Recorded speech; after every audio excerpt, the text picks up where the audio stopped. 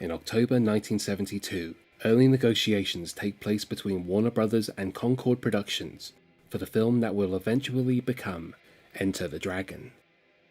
Its production not yet an assured outcome, Bruce continues work on the Game of Death, drawing upon the Golden Harvest talent pool to cast Hai-Chien's next opponent, the guardian of the Hall of the Dragon, the fourth floor of the pagoda. Ji Han-jae was born in 1936 in Angdong, South Korea. Already an 8th Dan black belt by his early 20s, in 1957 he combined all of his knowledge into a hybrid form he called Hapkido. Though some dispute whether Ji actually invented Hapkido, it cannot be argued that he was foremost in promoting and teaching it far and wide, eventually founding the Korea Hapkido Association in 1965. Bruce Lee first met Ji Han-jae in 1969, when the latter was in the United States to teach Hapkido to members of the Secret Service and other branches of the US government, including President Richard Nixon's security detail. While staying at Andrews Air Force Base, a mutual friend, Taekwondo Grandmaster Jun Ri, introduced the pair, and Lee asked Ji to teach him some moves. In 1972, Golden Harvest director Hwang Fung recruits Ji along with his right-hand man Hwang In-shik to train the cast of his upcoming film, Hapkido. Ji and Hwang also play roles in the film, and it is on the set at Golden Harvest Studios where Ji once again makes the acquaintance of Bruce Lee, who is filming The Way of the Dragon at the same time. Bruce enlists Hwang In-shik's services as an actor on The Way of the Dragon, playing a Japanese fighter near the end of the film, and soon enough he has offered both Hwang and Ji acting roles in the Game of Death. Hwang's role is the guardian of the first floor of the pagoda, but other than some exterior footage we'll discuss later, his scenes never make it before a camera. Ji Han-jae, on the other hand, plays the guardian of the fourth floor, and as it happens, his is the last of the major fight scenes for the Game of Death that Bruce Lee ever lives to film. Filming resumes on October 22nd, exactly where we left off nearly a month prior, with Bruce Lee, James Tien, and Che Yuan ascending the stairs and arriving at the Hall of the Dragon, a level in which the action demonstrates some of Lee's most inventive and imaginative choreography. To begin our breakdown with Lee's choreographic approach, we must look at one aspect often overlooked: the space. For the second time, the soundstage is redressed to differentiate it from the previous two levels already shot, and it is for this level Lee opted for a more visually off-kilter look. As mentioned previously, the somewhat illogical and dreamlike setting of the Game of Death has often been compared to a previously scrapped project of Lee's, The Silent Flute. In that film, Lee would mix his esoteric philosophical ideas with 1960s psychedelia. This creative impulse is most pronounced in this fourth level, where the overall art direction leans towards more otherworldly sensibilities. We immediately see this as Ji Han-jae emerges behind a ghostly white veil, his gi seamed with gold lapels, and wrapped around his waist an equally blinding gold belt. They constantly glimmer in the light, almost as if to distort the senses of anyone who lays eyes on this guardian. Even Ji's choice to drench the room with a harsh red light evokes a mildly psychedelic sensation.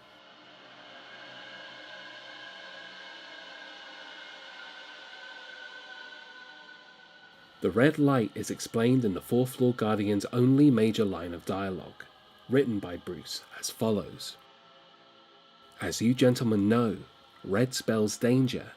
Therefore I advise you people not to step into this warning arena. If you want to go on living, stop here and go back downstairs. Life is precious." In a moment, you'll see a break in the action when Che Yuan charges at Ji. The ensuing fight, in which Ji easily beats both Che and James Tien, is not filmed until 3 days later on October 25th. Was the fight filmed on the 22nd and deemed insufficient, having to be reshot later? No footage survives to corroborate this theory. Instead, we return to a similar angle, where Chie and Tien rub their wounds, as Lee approaches Ji for his turn at combat. The Hall of the Dragon marks a significant departure for Lee, as the choreography would involve heavy amounts of locks, throws, and grapples. As a screen fighter, Lee was primarily a striker, given his roots in Wing Chun and his later employment of more boxing fundamentals in his Jeet Kune Do. Employing Ji Han-jae's specific Hapkido skills shows Lee's ongoing impetus to widen his cinematic martial vocabulary.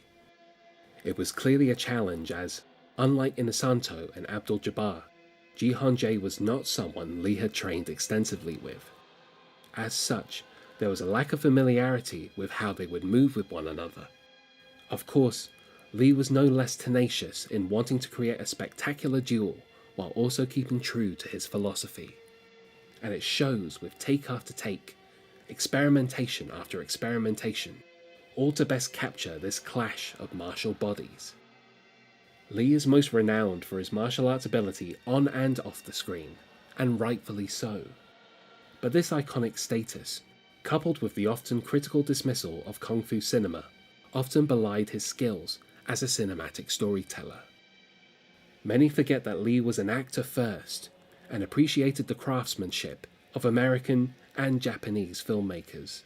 In fact, he believed the Hong Kong film industry should employ the same standard of artistry if it were to compete with the worldwide circuit. We can see this incentive at work as Lee gained more creative control, and it's particularly true in this penultimate duel. The first day's filming concludes with Bruce's first blow against Ji, shot at a number of speeds over multiple takes. When Lee first approaches Ji, he raises one hand to his opponent. The pose is a peculiar amalgamation of a fighting stance and a gesture to beckon his opponent to attack. It becomes obvious that Lee must make the first move. With the most deliberate pace, Lee retracts his hand and eventually reaches a crescendo, that being a dynamic roundhouse kick. To quote his choreography notes, he relaxes, smiles, and puts his hand back, and while keeping his smile, initiates a lightning right finger jab feint, follows instantaneously with a low high hook kick, with fluid speed, intense grace, and powerful 1-2-3. Each gesture and movement are simple by design, but when utilized with the correct intent and rhythm, as Lee does, it effectively establishes the narrative conflict and adds a level of anticipation and suspense. Through these rushes, we not only see the breakdown of Lee's choreographic decisions, but also his directorial decisions and his approach to storytelling. It must be stressed that these are rushes after all, far away from being a completed and refined product. But as with the previous two levels involving Inosanto and Abdul-Jabbar, there is enough evidence here to show Lee wanting to elevate what would be another one-on-one martial arts duel. Structurally, the Hall of the Dragon is no different to the Hall of the Tiger and the Hall of the Unknown, but they all possess their own key characteristic that influences the action unfolding at their centers. That characteristic could be obtrusive, like the darkness in the Abdul-Jabbar fight, or insidious, like the harsh red light in this one. But given the planned order of these three levels, we do get a sense that the higher we climb the pagoda, the more otherworldly the surroundings become. All this is further evidence that for Lee, the choreography isn't just about the interaction between two individuals. It is also the interaction with the space, and how the action escalates when said space changes. The second day's filming begins with the second angle, only this time shot at regular speed. 2 takes of an additional angle will also be filmed as part of the pickup filming 3 days later. If this feint is intended to demonstrate Haitian's canniness and unpredictability, then the next shot shows that he will have his work cut out for him, as Ji lands gracefully and regains his fighting stance, seemingly unfazed.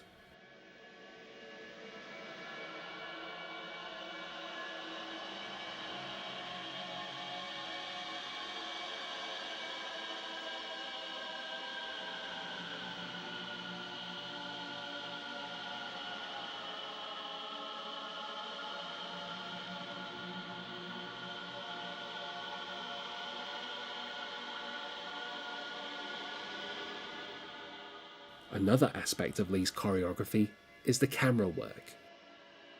Many fans and critics championed his naturalistic approach to capturing fight scenes, specifically the use of a wide-angle lens which represents the audience's objective standpoint, a clear window that authenticates the physical abilities being exhibited. This is certainly true, but also an oversimplification of Lee's creative stamp. Much credit goes to the film's cinematographer, Tadashi Nishimoto, for injecting such visual dynamism in each of these wide shots. But it's when the camera moves, even slightly, that it becomes a third participant in Lee's choreography. A good example would be the shaky point of view shot of Ji Han-jae as he kicks Bruce back to the floor. An impressionistic design choice, showing what it would be like to be on the receiving end of such a blow. And it's no accident that we are seeing this through the hero's eyes. For this reason, we, as an audience, are both Bruce Lee's observer and his advocate. Further evidence of this would be when Lee circles around his opponent. He extends out one arm to keep his distance, all the while searching for a way in for his next strike. Here, the camera moves in tandem with Lee, capturing not only his movement, but also his screen energy. And we, as an audience, are pulled in by this energy, which ultimately helps us identify with Lee's character. With these creative choices highlighted, it becomes apparent that the camera work has two functions. It is objective in capturing the authenticity of highly skilled bodies in motion, but it's also subjective in capturing the unfolding story and the emotional content of our hero. At this point in the narrative, we've become well acquainted with James Tien's scheming ways, but this isn't an exercise in repetition. Tien's underhand method to reach the top level becomes a recurring character trait that we, as an audience, take notice of. This links directly with two narrative plants that also occur in this fourth level bout. We see a break in between the action where James Tien convinces Che Yuan to clear his way to the top level. In the dialogue in Lee's script notes, Tien says, "You are my brother. I will let you do this first deed of merit. You go ahead. I wish you success."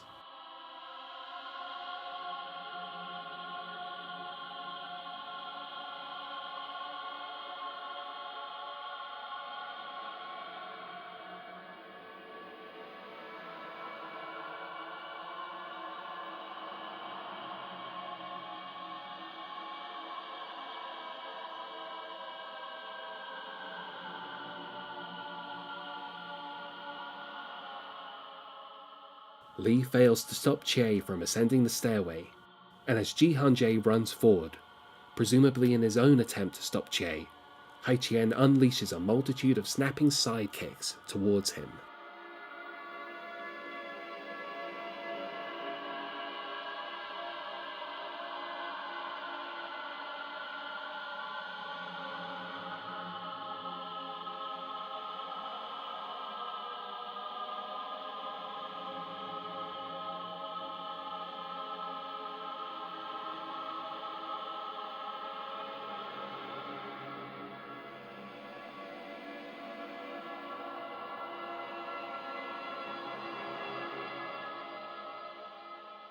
The violence is interrupted once again, when Che is thrown back down to the fourth level by an unknown assailant.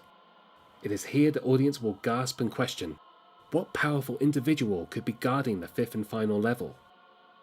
We obviously know that the assailant is Kareem Abdul-Jabbar, but in this unfolding story, this moment of dark humour interrupts the danger happening on screen by foreshadowing a larger danger ahead. Some fans have speculated that Che Yuan did not in fact perform the jump, in spite of his considerable experience as a stuntman, largely due to on-set photographs showing Hwang In-shik dressed in Che's character's clothing. In fact, we can clearly see Che's face in the flashes between takes, proving he did indeed make the fall himself. However, he is doubled by Hwang In-shik elsewhere in this scene, and his lifeless corpse, seen later on, is in fact doubled by Bruce's longtime friend and housekeeper, Wu Nagan. Regardless of Chie's fate, and the ease with which his dead body has been thrown back down to the floor below, James Tien's ruthless ambition to reach the top floor has not dimmed one iota. And as we already know, that ambition will soon prove to be his downfall. In the following sequence, we see Chien trying to sneak over to the stairway. However, he is quickly stopped and knocked down by Ji.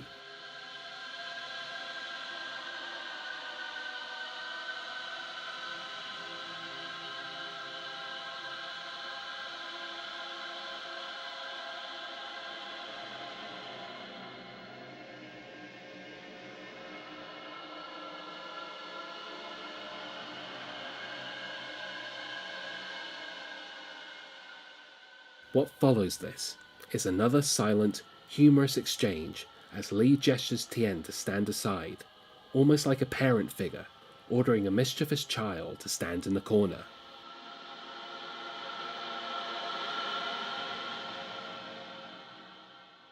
Bruce Lee had many misgivings about Hong Kong's filmmaking practices. In particular, the overabundance of classical shapes and the dance-like choreography in the contemporary crop of martial arts pictures. The visual rhythm was overly rehearsed and tiresome, the same old tune played over and over. His own brand of choreography was a direct reaction to this. Based on the ethos of his Jeet Kune Do, Lee wanted to present the spontaneity of real-life combat. The practicality and improvisation involved when using the body as a weapon, and the emotional volcano that erupts whenever that weapon is swung. He strived for a visual rhythm that didn't follow a set pattern, rather, something that constantly breaks and resets that pattern.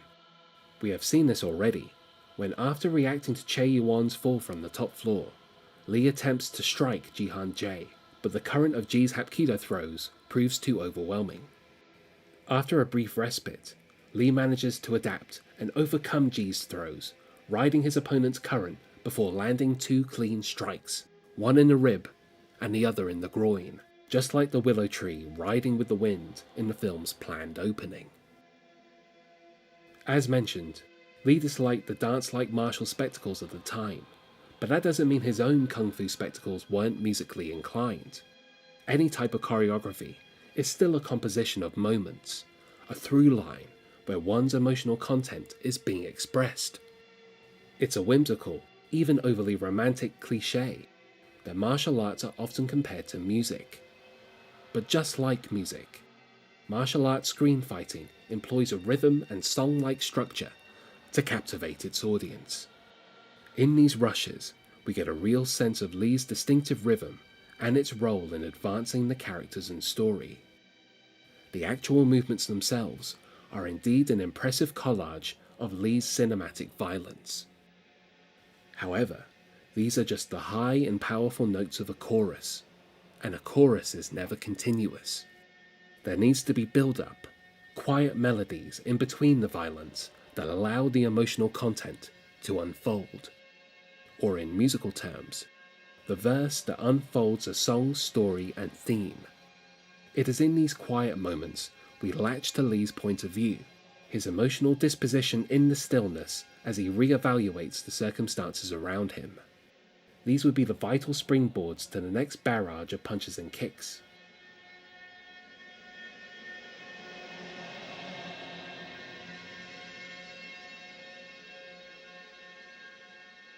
In many ways, these have more to do with Lee's acting ability than his martial ability, and it's largely the reason why his would-be imitators fail to recapture his uniqueness.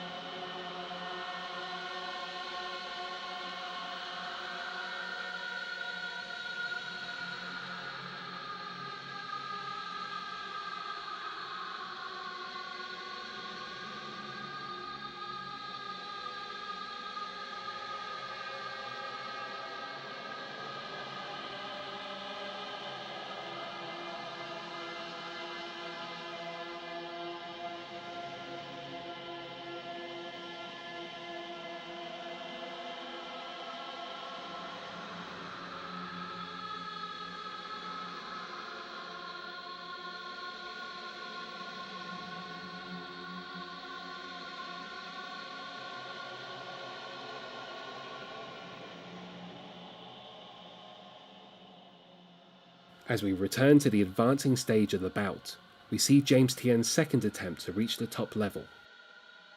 This time, he succeeds. However, as we are already privy to, the Guardian of the Unknown proves far too formidable. Tien's actions in the fourth level provide story context to the fifth level material already shot. So when he finally faces the Guardian of the Unknown, it is actually a character payoff, that being the comeuppance for his scheming ways. The events as noted will directly impact the actions in the fourth level, as we get another break in between the Lee vs Ji bout. Dust falls on Hai Qian's head, and in a point of view shot, we see the ceiling shake. Again, a narrative plant is signposted to the audience. This time, the falling dust is a visual foreshadowing of the enormous ability and power the fifth level Guardian has. The amount of narrative and philosophical cogs at work here makes Bruce Lee's choreography all the more impressive, and a strong indication that he was thinking far beyond wanting to flex fancy shapes. Punches and kicks weren't just random movements to Lee, they were choices of how to display his fighting philosophy effectively. Likewise, there was no dead space in between the violence, as they would provide the character's emotional content and forward momentum to the story. This is arguably the key component in Lee's philosophy, as it allows the audience to emotionally connect with these spectacular fighting bodies. In an interview with Pierre Berton, Lee commented, "It is easy for me to put on a show and be cocky. I can show you some really fancy movements. But to express oneself honestly is very hard to do." Applying this quote too literally would be missing the point, especially on such an exaggerated premise as the Game of Deaths.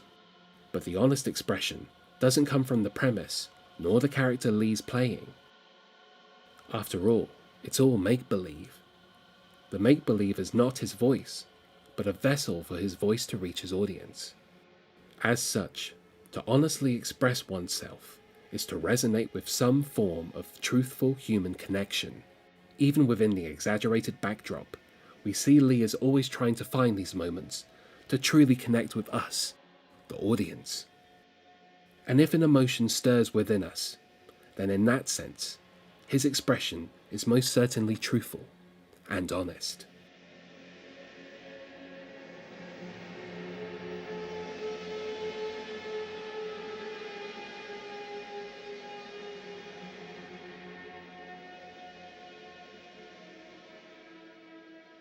As we see Hai Qian reacting to the sound of James Tien screaming for help from the floor above, the final stage of his bout with Ji Han-jae commences.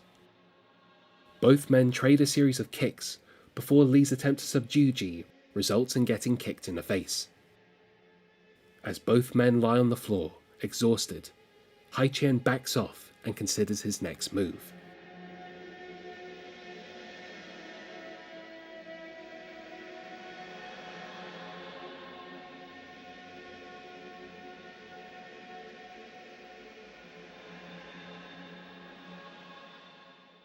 Over the years, rumours have swirled that Bruce Lee was unhappy with the Hall of the Dragon footage, whether it was dissatisfaction with his own choreography or Ji Han-jae's performance.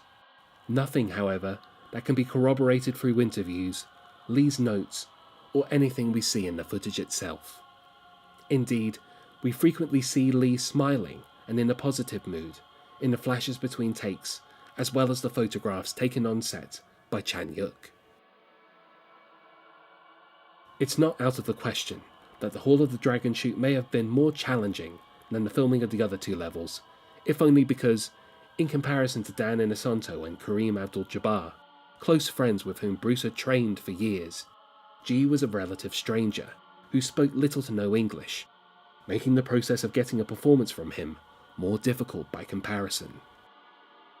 Furthermore, while Ji's Hapkido skills are beyond reproach, and he is obviously capable of matching Bruce blow for blow, there's inarguably something lacking in the Hall of the Dragon compared to the other two levels. A real sense of menace, or palpable threat. Regardless, despite persistent rumours that Bruce wanted to reshoot the scene entirely. Some say with another actor playing the role of the fourth floor guardian.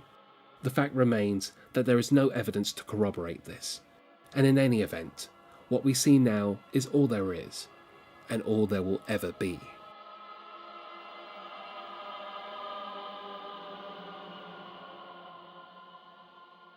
As the scene nears its end, both men are covered with sweat and running on fumes. But of course, Bruce emerges triumphant, as he hoists Ji up and brings him crashing down on his knee, breaking his back. Unlike the third floor guardian, Hai-Chien leaves Ji alive, but crippled beyond repair. He stumbles to the stairway, and barely has time to catch his breath before he reacts to a sound from upstairs, most likely James Tien's character being pummeled by whoever is waiting for Hai-Chien above. The third day of filming ends as Bruce Lee ascends, his epic battle with Kareem Abdul-Jabbar awaiting him.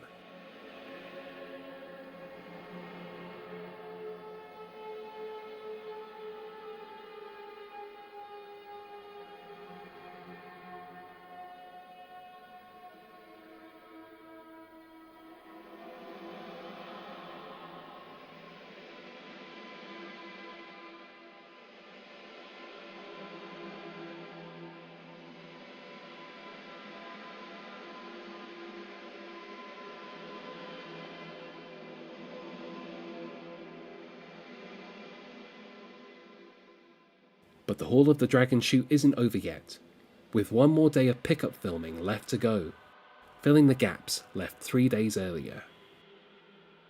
The headstrong Che Yuan launches himself into battle against Ji Han-jae, and is quickly and thoroughly beaten.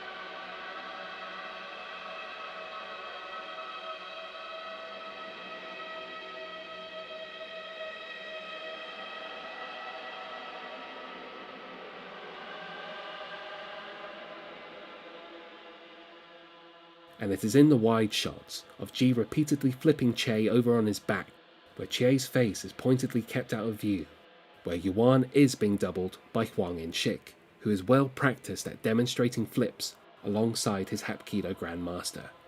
One could even theorize that perhaps the reason this part of the scene was left until last was simply Huang's availability, or lack thereof.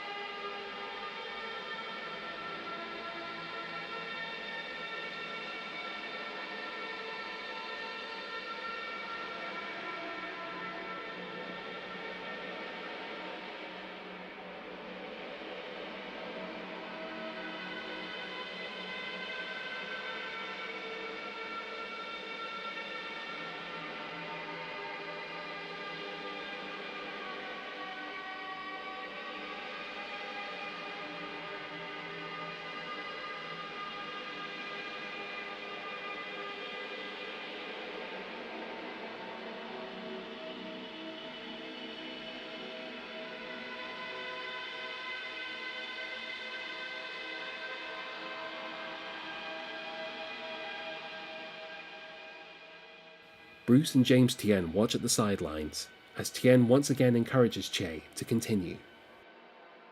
These quiet moments crop up frequently, showing the ebb and flow of this physical interaction.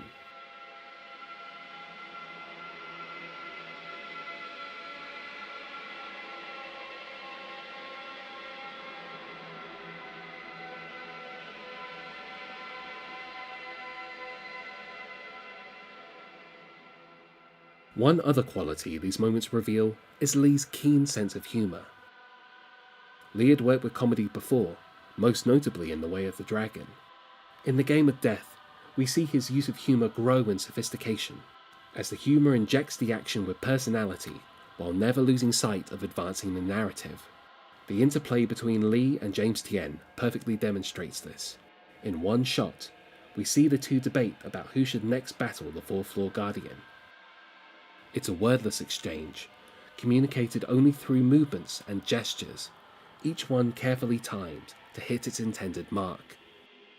If The Game of Death was completed as intended, this moment would most likely act as a payoff to the character interplay between Lee and Tien, that being our hero finally one-upping Tien's duplicitous schemer.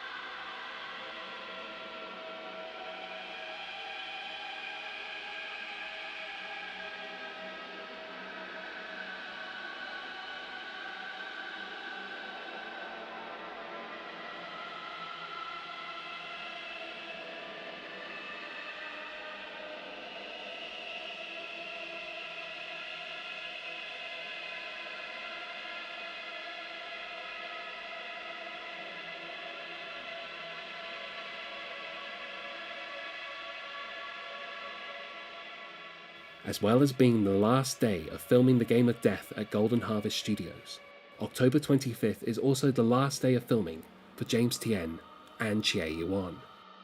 Though Che appears in several more films over the next 5 years, including 1976's box office record breaker, The Private Eyes, he arguably never quite gets an opportunity to shine like he did in The Game of Death. Similarly, James Tien's career as a star never quite regained the momentum of his earliest days at Golden Harvest, and as a character actor, he became a mainstay of Hong Kong action cinema for many more years, playing villains for directors like John Woo, Sammo Hung, and Jackie Chan. He retired from acting in 1997 and vanished from the public eye entirely, his current whereabouts unknown.